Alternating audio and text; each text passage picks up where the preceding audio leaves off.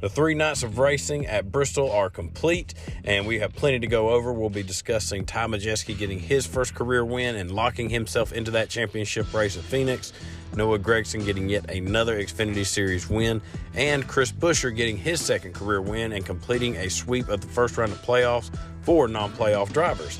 Also, we will discuss all the mechanical failures and the latest chapter in the Kyle Busch Toyota saga on this episode of 3 Wide.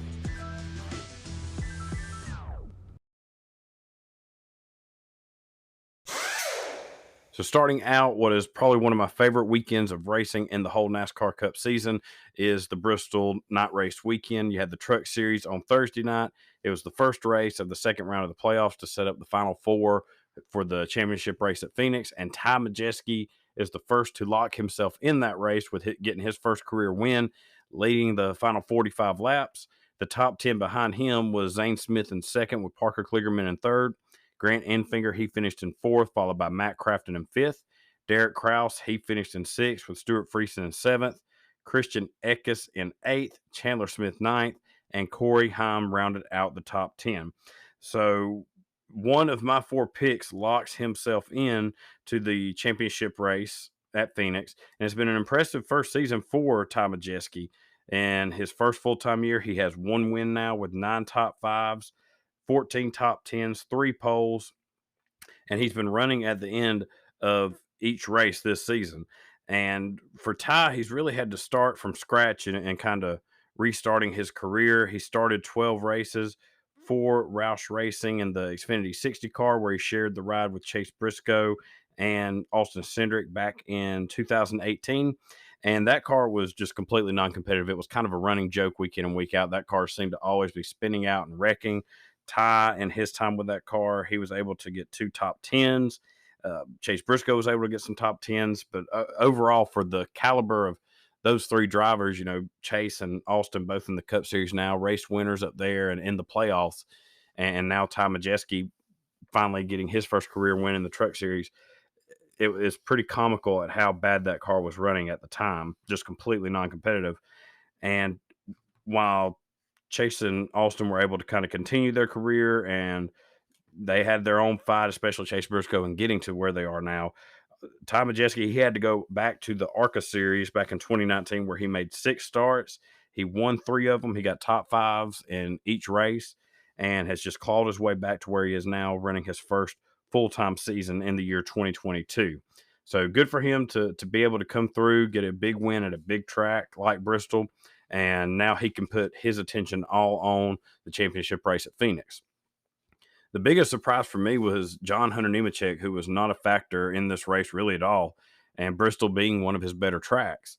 In 8 starts at Bristol, he has 4 top 5s, 6 top 10s.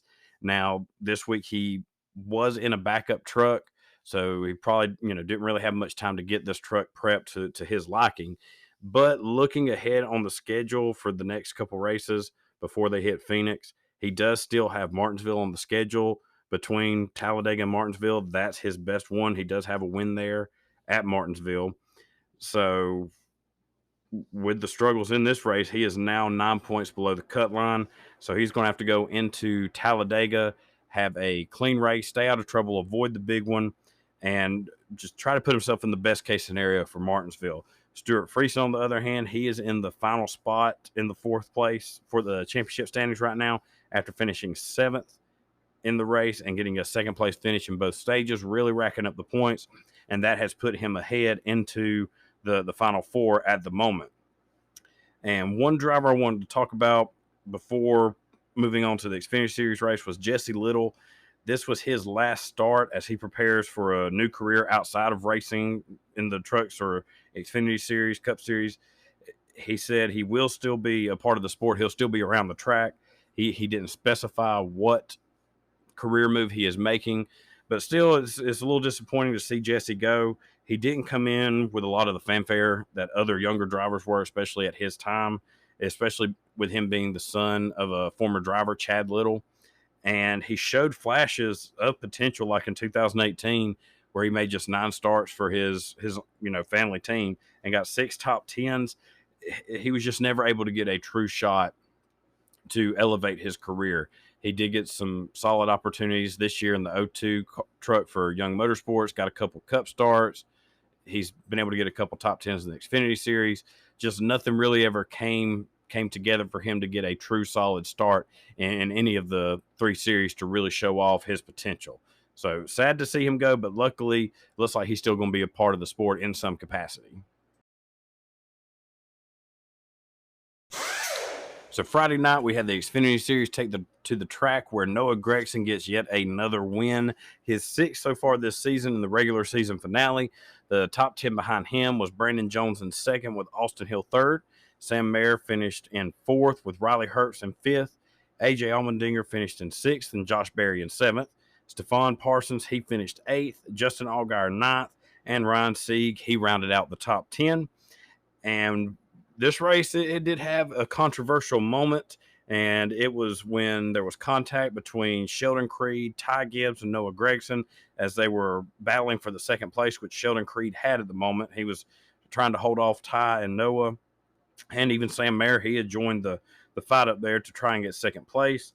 While they're going through one of the corners in turns 1 and 2, Noah Gragson, he's on the inside behind Ty. He gasses it up earlier than anybody else, gets into the back of Ty. That sends Ty up into Sheldon Creed. Both of them go into the wall, ending both their nights and Sheldon's shot at a playoff spot. He was in and above the cut line at the time due to Landon Castle having some troubles, and he was in the garage. But I've said it over and over. This is going to be the battle to watch in the playoffs. It's going to be Ty Gibbs and Noah Gragson. You know, I know Ty's got the whole rivalry going with Sam Mayer, but these guys, they've mixed it up a few times this year already. And as we get closer to the end of the season, when everything kind of gets more and more on the line, we know Noah's going to be aggressive. We know Ty's going to be aggressive. Eventually, those two are going to, you know, come together on the track in some way, shape, form, or fashion. And it's, as a fan, it's going to be entertaining to watch. But these two drivers, it seems like they're just kind of on a collision course to kind of run into each other at some point this season, whether it's as we get closer to the end, we get to the Roval or a short track like Martinsville. I see this becoming kind of the rivalry to watch at the end of the season. And what was funny to me was during the interviews with Ty and Sheldon, as far as Ty's interview goes, he has a Kyle Busch-esque interview. He thanked his sponsors, gave a pretty basic answer when asked how disappointed he was. But what really got me kind of the comparing to Kyle Busch interview was after he finished his answer, he kind of gave a little smirk or a little smile to the camera. And it really felt like don't worry, this is going to be taken care of. We're going to handle this situation as we get started into the playoffs.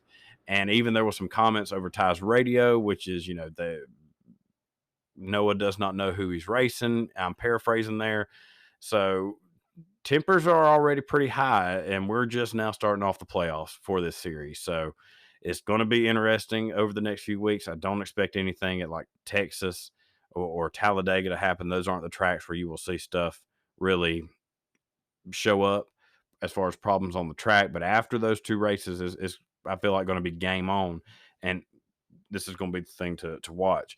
But going back to Sheldon Creed, I know I've talked a lot about him since probably back in July around the Atlanta race, but the reason why is just mainly how he has turned his season around. He came in this season in the Xfinity Series with a lot of promise, coming out of the Truck Series where he was one of their top drivers, a champion, and he struggled to finish races there early on in the season, which is how he got into a huge points hole. And starting at Atlanta, he really, clawed his way back into the playoff conversation. He was getting more and more consistent with his finishes, getting top fives, getting top tens, and to the point where he was getting, in the running for wins, like at Darlington, Daytona, and even at Bristol. He had a very solid car that could have easily won the race. And a reason I like Sheldon is because it feels like he's an old school racer. He reminds me of guys like Harry Gant, Ricky Rudd, Ernie Irvan. Those guys, they go out there, they're going to race hard, they're going to be aggressive. And Sheldon doesn't strike me as the type that's really concerned about being this, big social media presence or being this big character. He just seems very, very authentic, very kind of true to himself. He just is a racer through and through. And nowadays that seems like a rarity. There's not a whole lot of drivers that when you watch them during their interviews or their behavior out on the track, that you get a lot of authenticity feel to it. But, it was an unfortunate end for Sheldon, the way he was not able to make it into the playoffs. But like I said, he's been on a hot run here, and hopefully he'll be able to continue that, build up, and be back in that 2 car next year for the Xfinity Series as well. One of the latter moments of the Xfinity race was definitely where, Dale Jr., the commentator, meets Dale Jr., the owner. And it was right there at the end of stage 2 with just about 4 laps to go. You had Justin Allgaier leading with Sam Mayer in second. And Sam was coming with a head full of steam. He had a lot of speed, but he spins out with that 4 laps to go in the stage, running second. He went 3 wide inside of 2 lapped cars and just simply lost it and spun out. And even when he starts to lose it, you could kind of hear Junior start kind of cringing up a little bit, and he says just it's like a switch flipped on him. He says that is the issue with Sam right there. He's got to learn those are the moves you don't need to make. Basically talking about his lack of awareness, what's going on around him. He was not going to catch the 7 there at the end of the stage. There was just too much distance there, not enough time. There was no need to push the issue like he did. But they said Sam is 19. He's young. Junior even said he will learn these things. So, but it was pretty funny just to hear Junior kind of talking a tone like you felt like you were in the meeting room with him, and him telling Sam, "You've got to learn how to handle these situations and focus on what's going on around you." And like I said, Sam did have a fast car and was probably a dark horse pick, in my opinion, to get the win here. I know Noah mentioned last week he went on Door Bumper Clear, and he said Sam Mayer's going to be the guy to watch this weekend at Bristol. I mean, Sam won in the Truck Series back in 2020 when he was just 17 years old. So he knows that track well. He's good there. And again, showing flashes of potential. He's definitely going to be one of the young drivers to watch how his career progresses over the next few years. But just unfortunate decision on his part there at that point in the race. But with this race completed, the playoff field has been set. You have, and I'm going in order of the playoff standings. You have Noah Gragson in first and Ty Gibbs second in points, with Justin Allgaier in third. AJ Allmendinger, who was the regular season champ, he is fourth in the playoff standings. Josh Berry is fifth, with Austin Hill in sixth.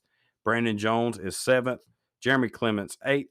Sam Mayer ninth. Daniel Hemrick 10th, followed by Riley Hurst in 11th, and Ryan Sieg, who had a solid night, kept it clean. Unlike Landon Castle and Sheldon Creed, he was able to stay out of trouble, avoid any problems with his car. He rounds out the playoff field in 12th. But looking ahead at the playoffs, they go to Texas, Talladega, and then the Charlotte Roval. My picks for the first 4 drivers out is Ryan Sieg, Jeremy Clements, Riley Hurst, and Daniel Hemrick. And the reason being, with Sieg and Clements, obviously they're not in your top tier equipment. They're not with your big teams like Junior Motorsports or Joe Gibbs. They're solid racers, but I just feel like this is where you're going to kind of start seeing the top teams really rise up and take control of this. Noah Gragson and Ty Gibbs, you could probably go ahead and pencil in to getting to Phoenix. But Riley Herbst, he's had a good season. Kind of fell off a little bit here, started getting a little bit more inconsistent. I don't see him making it past the first round, but still a good season for Riley. Probably one of his better that he's had so far in the Xfinity Series. And then defending champ Daniel Hemrick just has not had the speed or the running this year that he did last year with Joe Gibbs Racing. Now, with Talladega on the schedule, any of those guys can completely flip the script, get a win, and, throw a wrench into the whole playoff standings. The Roval is another one that can easily go to another driver. Jeremy Clements, he has won. His 2 career wins are on road courses and super speedway tracks. So even though I got him as the first 4 out, that's not a guarantee. He is a solid racer on these types of tracks. You can bet he is going to come there with the best equipment that he's ever had and give it all he's got. So it's going to be interesting to see how the playoff standings look when they come out of there.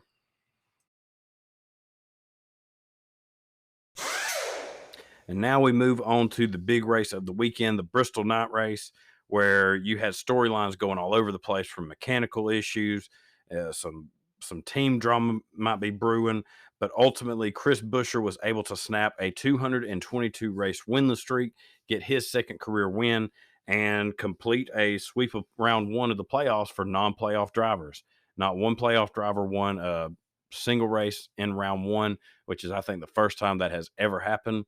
And just again, just goes to show how competitive this cup field is at this moment in time. So you had Chris Buescher getting the win. The top 10 behind him, you had Chase Elliott in second, William Byron third. Christopher Bell finished in fourth with Kyle Larson in fifth. Ross Chastain finished in sixth, followed by AJ Allmendinger in seventh, Cole Custer in eighth, Denny Hamlin ninth, and Kevin Harvick rounded out the top 10. Now, this race was just marred by mechanical and tire failures across the board, affecting several drivers like Martin Truex Jr., Ty Gibbs, Bubba Wallace, Kyle Busch, Eric Almirola, Ryan Blaney, Logano, Austin Cindric. The list goes on. I could probably list about 5 or 6 more if I really dove into it, but those were the big ones that really stuck out for. And for the two manufacturers, Toyota and Ford, they each had their own separate problems. It wasn't just one problem across the board. For the Toyotas, they struggled with power steering failures and even engine failures. For the Fords, they seem to really have problems with their right front tire failures, or just right rear tire failures. So both Truex and Kyle Larson were vocal after the race about the next gen car issues. Martin, during his interview, he pretty much was like, what did Kevin Harvick say? Crappy parts. And also they got a nice shot of him flipping off the car while they were standing there and had the hood up looking at it. And Larson was asked after the race, and he said, that's what you get when you get spec parts. So with each passing week, Harvick's words, they're echoing more and more true. And drivers, they are going to get more vocal as this season goes on, as these things keep failing on them, just because at this point they're tired of it. They've been dealing with this all season, this new car. You got drivers getting hurt, cars getting caught on fire, and in this race where no one could. It was just a question of who was going to be next as far as a car failure, whether it was tires or mechanical. So drivers, like I said, they're going to get more vocal, and they should, because the more vocal they get, the more NASCAR's going to have to do something to fix it. Because as drivers get vocal, fans are getting vocal, and they can't have that with this new car. And the biggest storyline, besides the whole just next gen car as a whole, was the Kyle Busch Toyota, little tiff, or the fans are saying it's a tiff. Kyle blew his second motor in 3 weeks while he was running 20th. Wasn't exactly lighting the world on fire, but he was 6 points above the cut line at the moment. And when that engine blew, that immediately put him below the cut line. And fans were immediately already not happy. 2 motors blowing in 3 weeks. What's going on? Why is Kyle's motors failing? And then you have Austin Dillon and Tyler Reddick have issues. They get involved in a wreck. That puts Kyle back above the cut line again, 6 points up. After this happens, you had 2311, both their drivers who had been in the garage, that had those mechanical issues. They send both Bubba and Ty Gibbs out back on the track, where they were both running behind Kyle and could have easily passed him. And you got Kyle hanging on by a thread to his playoff spot, and Toyota, it just seemed like, we're sending out 2 drivers to try and more or less hurt Kyle's chances at the playoffs. Ultimately, Bubba's the only one that would pass Kyle, so that cost Kyle 1 point. Everyone else, from media to fans, were asking what was going on. Was Toyota trying to sink Kyle Busch's playoff chances? Now, they did pull Ty Gibbs a few laps before he would have passed Kyle. Ultimately, Kyle did not make it into the next round. He was, I believe, 3 points short of Austin Cindric.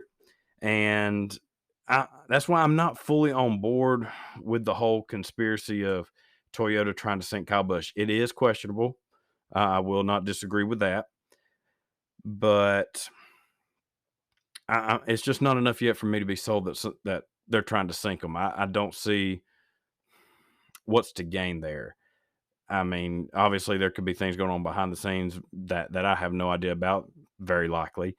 But right now, Kyle is holding his tongue. He's, trying, I think, to just get to the end of the season as peacefully as possible.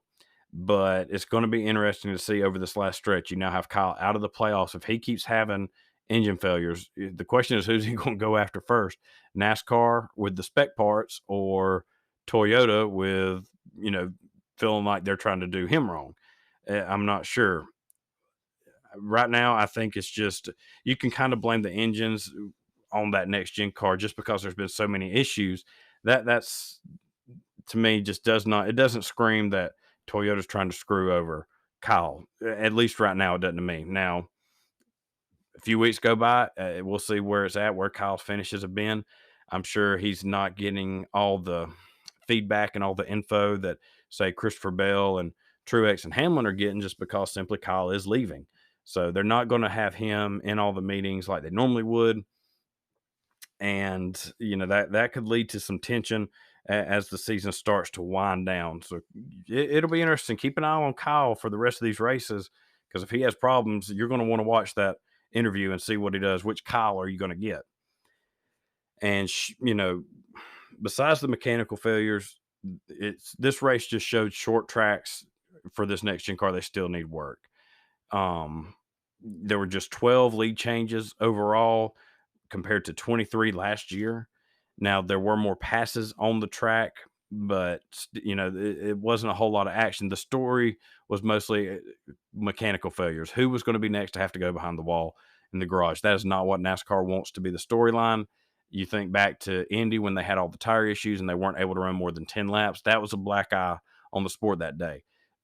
This day, this night race at Bristol this past weekend, that very well could be another black eye if NASCAR does not get ahead of this and start fixing the problems. I don't think they can wait until the season's over to start kind of addressing it, or at least sharing with the media, sharing out with the fans. Hey, we know there's an issue here. We're looking into it. We're going to see what can be done. I don't know if it could be something as simple as specking out the bodies to the teams, giving them the bodies of the vehicle, letting the teams go back to handling the mechanics of it. I don't know if that's a fix or not. That's the first thing that pops in my head. Let these teams kind of have more control over that. That might save you from your parts failures that's been going on. But still, with this win, Chris Buescher becomes the 19th different winner this season. That ties 2001 as the most winners in one season. And that's definitely one of the positives of this next gen car is I think it's definitely brought everyone closer together for the moment. Roush Fenway, Keselowski Racing, they had a great night. Brad, he was able to lead quite a few laps and really could have been a race winning contender, but he had a flat tire as well. He winds up finishing 13th. And like I said, this is one of the positives of the next gen car. I think is it's allowing some of these smaller teams to get up there in the spotlight. And I just I like seeing this parity. I like seeing the drivers that you normally don't see up at the front week in and week out getting up there in some of these races more often than they used to and mixing it up, really showing their talent as drivers. Does it outweigh the issues we're having right now with the fires and the safety issues? No, that needs to be addressed more than anything. So the four drivers who wound up getting eliminated from the playoffs. You had Kevin Harvick, who really came in a must-win situation, was not able to get it done. He let it be known in his post-race interview, these cars are going too fast with the corners. You just can't pass. You can't race. And I expect Kevin to get louder and louder as the weeks go on about this next-gen car, especially since he's out of the playoffs.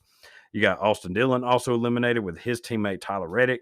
And as I said before, Kyle Busch is eliminated as well. Kyle was one of my picks not to make it to the next round simply because of the contract situation.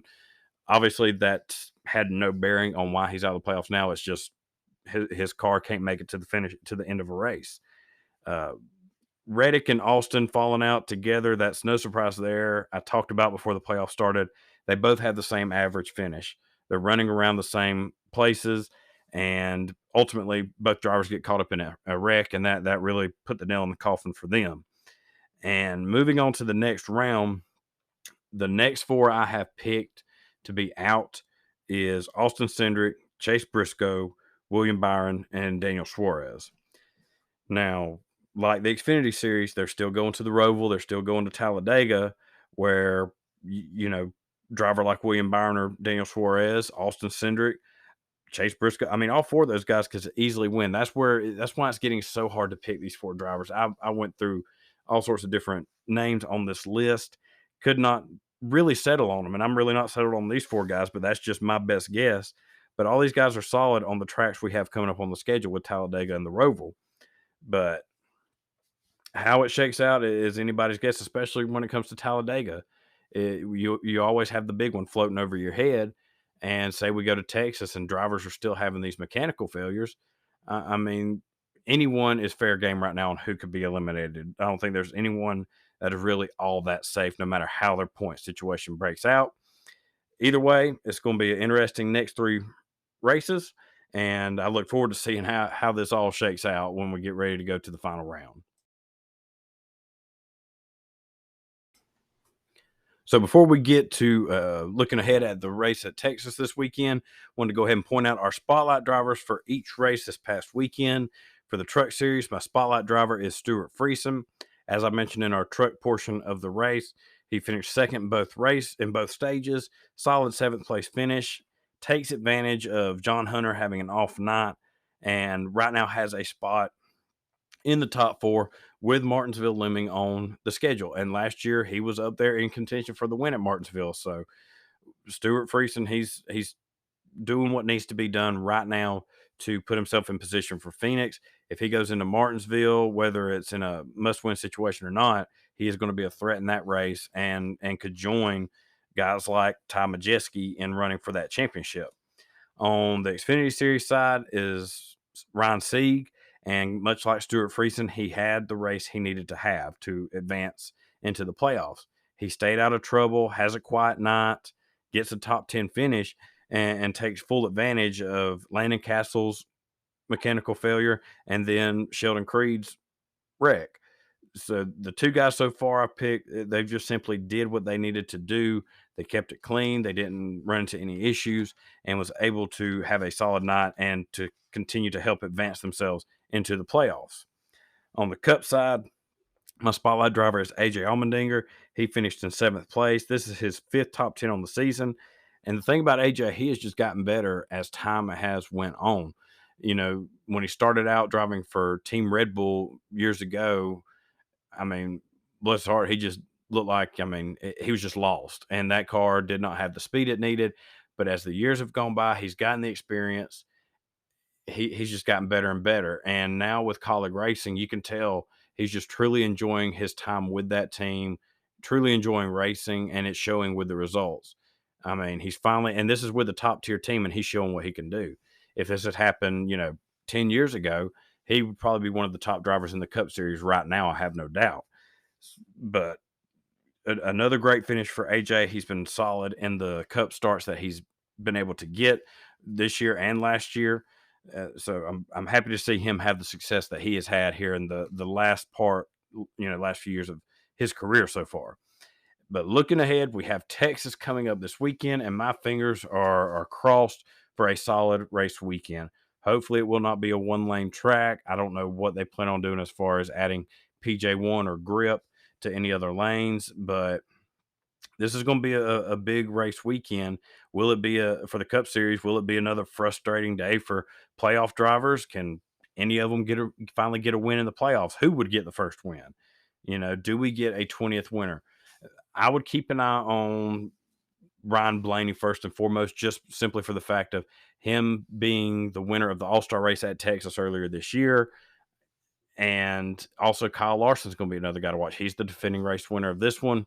William Byron finished second last year. He's going to be kind of a dark horse pick to keep an eye on.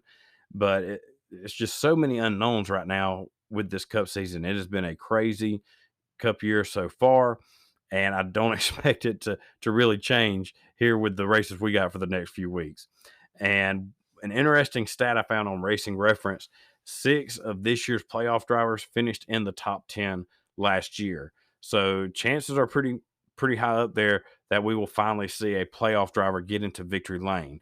On the Xfinity Series side, John Hunter Nemechek, he is the defending race winner, but this is the first race for the playoffs for the Xfinity Series. Who comes out of the gate hotter, Noah Gragson or Ty Gibbs? Ty, he didn't race there last fall. He was there in the spring where he finished in 12th, just kind of a mid kind of day for him. But now with the playoffs starting, I expect him to have an even better day.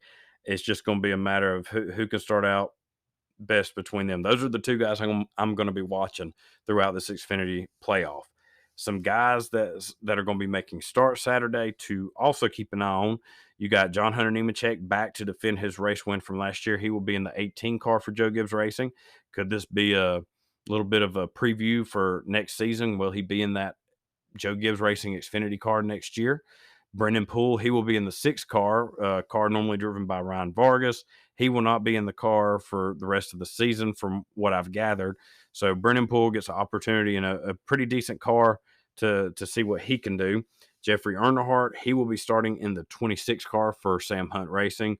Another solid shot for Jeffrey.